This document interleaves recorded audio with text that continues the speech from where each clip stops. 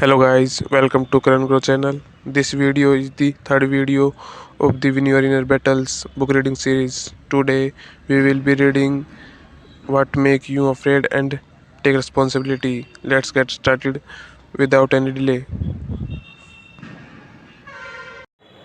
What Make You Afraid? The purpose of our lives is to be happy by the 14th Dalai Lama. Fear, stress, and anxiety have a significant impact on the quality of our lives. Living with fear, stress, and anxiety causes the following: living an unhappy life, long term physical and mental impairment. It is not our purpose to live an unhappy life full of fear, stress, and anxiety. Fear is toxic. Fear is our greatest enemy. It rips us from freedom and paralyzes us. We use excuses to not face it, and we say things like, one day I will start that company, or this time I will leave him or her. Remember, fear is triggered when our safety is in danger. It is a tool to avoid physical harm and death from enemies. Now, ironically, fear itself is our biggest enemy. Strictly, we live in safe time, and more often we are fleeing from ourselves than from actual danger. Fear is one of the main cause people are unhappy. Not only will fear stop you from living a happy life in the present, it can also cause severe physical and mental problems. The future stress releases a hormone called cortisol, and cortisol harms your immune system. As a result, you will become more susceptible to disease. Researchers have also found a relationship between cortisol and diabetes, osteoporosis, and heart disease. In addition, stress and fear can cause depression, bipolar disorder, panic disorder, and burnout. People have many different fears. What do you fear? Rejection, failure, change, accident, losing your job, switching careers, aging, being alone, losing your money, not being able to pay the bills, getting ill, losing a loved one. After a closer look at the list, you can dismiss two different type of fear. The first type is the fear of something happening to us, such as an accident or illness. Alternatively, it could be something that requires us to act, like the fear of standing up to our boss. The second type of fear has nothing to do with external factor like a boss or a drunk driver. This kind of fear originated from our inner state, such as the fear of being rejected, the fear of failure, vulnerability, and helplessness also fall into the category. However, every type of fear we experience in our daily lives is based on the thought, I cannot handle it. We are afraid we cannot handle the challenge of life, such as rejection, failure, being alone, or losing our money. If we did think we could handle it, why would we feel fear? Fear is more of an internal fight that we must deal with instead of battling external factors. The final thought paves the way of this book. If we believe we can handle all the challenges that life throws at us, we have nothing to fear. Instead, or I cannot handle it, say I can handle it. This belief that you can handle everything that life throws at you requires you to look differently at fear. Fear is something that holds you back instead of something that will protect you. With this set of tools presented in the next chapter, you can cope with the obstacle in life that cause you to feel fear. Take responsibility. Fear defeats more people than any other one thing in the world. Ralph Waldo Emerson.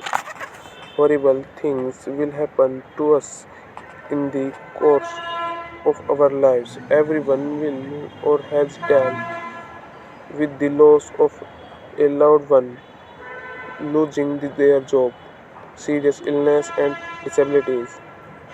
We will encounter things or events that cause stress or anxiety. It is a part of life. However, knowing that bad things will happen to us allows us to prepare. Moreover, the only way you can prepare is by accepting that it is not about what happened to you. It is about what you are going to do about it. If something happened to us, we can sob about what or why it happened. However, that is the waste of energy. Rather, focus on what you can do about it or what you have learned from the situation. Alternatively, when dealing with the loss, focus on the beautiful things that the person has given us and the experience we shared and the things we have learned. Even though we have lost someone we love, we can keep their spirit alive by passing on the things we have learned from that person. You are not the victim of your circumstance. Where you need in life is not because of the economy, your education, or where you live. You are in your situation because of your choice and very likely because you give in to fear. Do not throw in the towel on your dreams because of the bad circumstances you are in. We often look at life for what it should be instead of what it is. Everyone wants to have better luck in life. Being born in a wealthy family with perfect looks.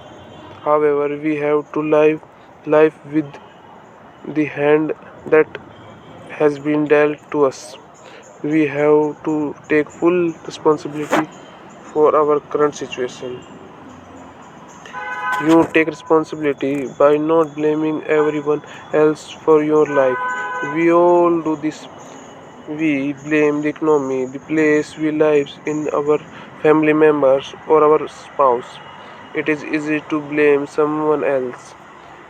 If you are unhappy in a relationship, there's no point in blaming your partner by saying or doing mean things. It is you who has decided to start a relationship, and it is you who is still in the relationship. Either enjoy it or end it. But whatever you do, never complain. It is the same for your job. If you do not like your job, do not blame your boss or coworkers. Take responsibility. It is you who decided to keep the job. There's no point complaining about your coworkers or your boss. Marcus Aurelius, Roman Empire emperor from 161 to 180, and a philosopher said in his book Meditations, is your cucumber better? Throw it away. Are there briars in your path? Turn aside, that is enough. It can be as simple as that. Next time you encounter a situation that does not make you happy, do one of the next three things. First, change the situation. Sometimes we can change the situations. If you have a conflict at work with a coworker, you could try to resolve the situation by taking responsibility for what happened and proposing a solution. You can change your current undesired position. Remember, we can only change so much. If you work in an environment where office politics and backstabbing in the norm, it is unlikely you can amend the culture unless you are a senior manager or the CEO. In circumstances where you do not have any influence to change it, you can do the following things. Second, leave the situation.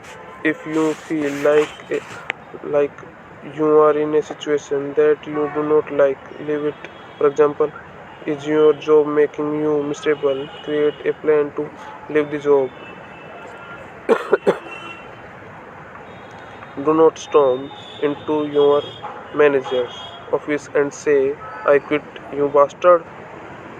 That only happens in movies. Start working on a plan and develop skills. You might need to find another job. Believe in your abilities to find something else. Third, continue but stop complaining to ensure your happiness. To ensure your happiness, stop complaining. Complaining is poisonous for your mind. Taking responsibility means that you accept things for what they are. Once you accept something, you should not complain. However, if you do find yourself complaining, take this as a sign of not having accepted it yet, because taking full responsibility means that you take even the negative things of your life as a learning experience. Once you have taken action, accept the current situation. We often confuse taking responsibility with blaming ourselves. When you assume responsibility, you do not blame yourself. Everyone has a voice in his or her head that is extremely critical. It goes like this. And how could I be so stupid to fall for this guy? I am such an idiot for taking shit from my boss. I knew I could not trust her. I am such a loser. Do not worry, these thoughts are very common but will become true unhealthy if you continue living in your current situation. If you start looking at life as a learning process, you will only gain from negative experience in life. Thus, every mistake you make is part of your learning process. Sometimes we even make the same mistake multiple times. That is still fine if you do not blame yourself.